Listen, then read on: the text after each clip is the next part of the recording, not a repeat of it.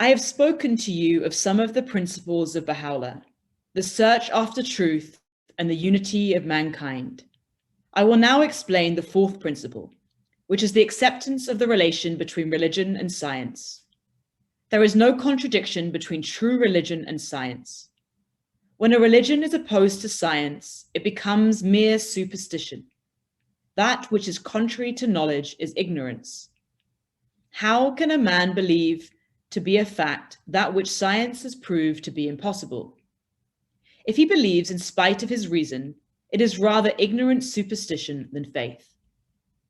The true principles of all religions are in conformity with the teachings of science.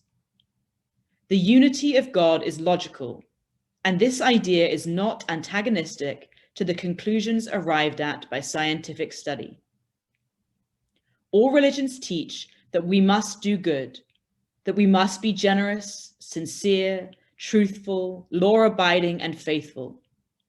All this is reasonable and logically the only way in which humanity can progress. All religious laws conform to reason and are suited to the people for whom they are framed, and for in the age in which they are to be obeyed.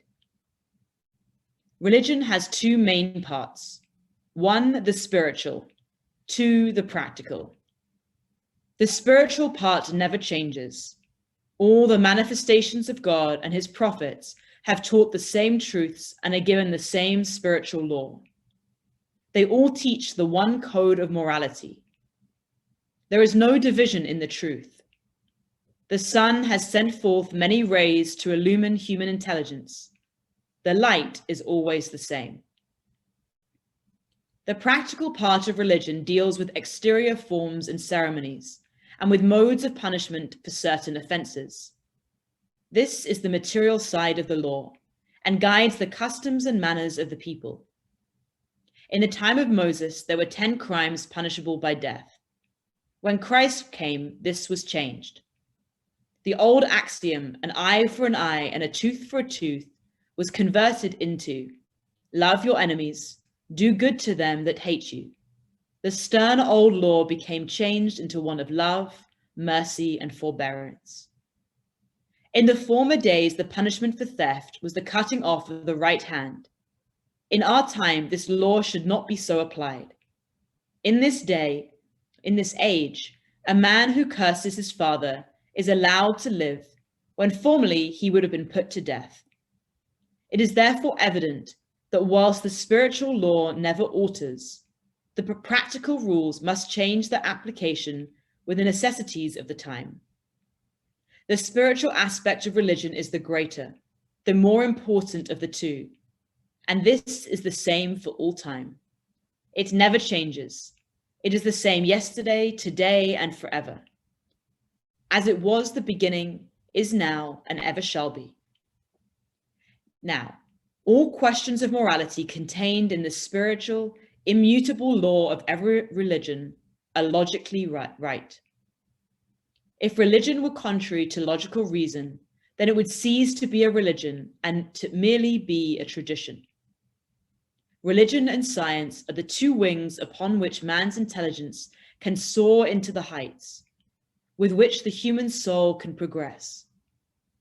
It is not possible to fly with one wing alone.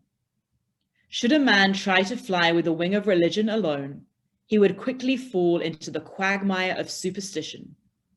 Whilst on the other hand, with the wing of science alone, he would also make no progress, but fall into the despairing slough of materialism.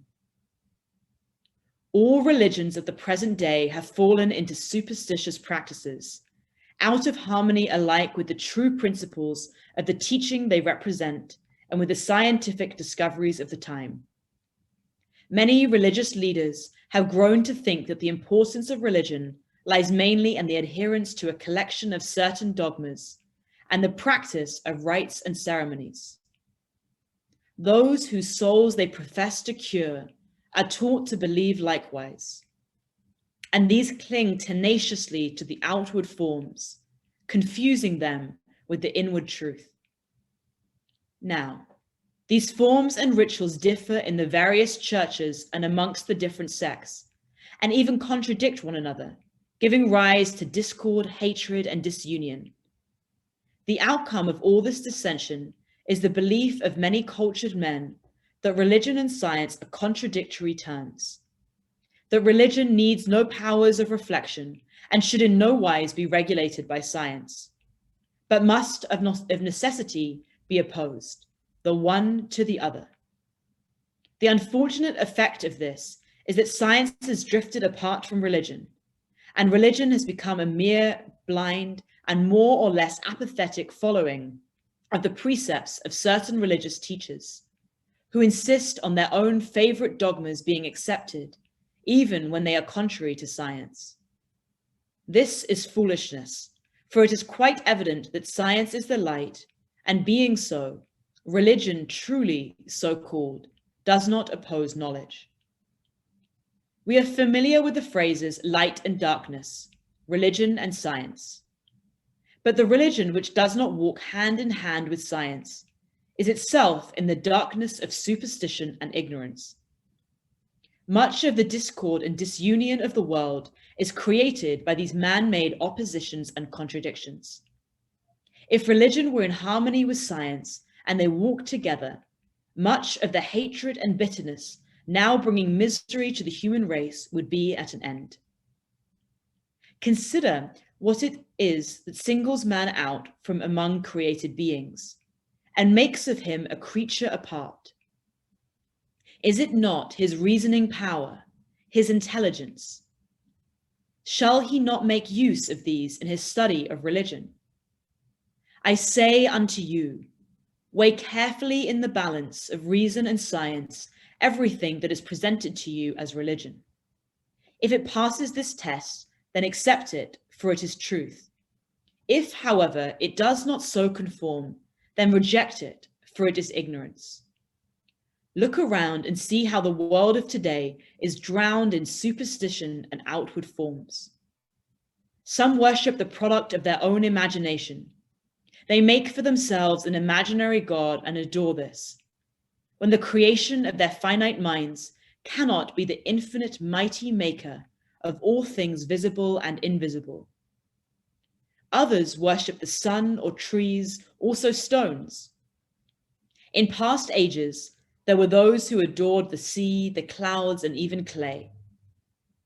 Today, men have grown into such adoring attachment to outward forms and ceremonies that they dispute over the point of ritual or that particular practice, until one hears on all sides of wearisome arguments and unrest.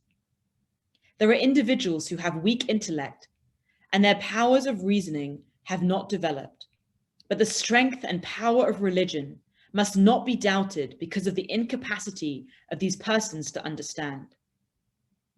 A small child cannot comprehend the laws that govern nature, but this is on account of the immature intellect of that child. When he has grown older and has been educated, he too will understand the everlasting truths.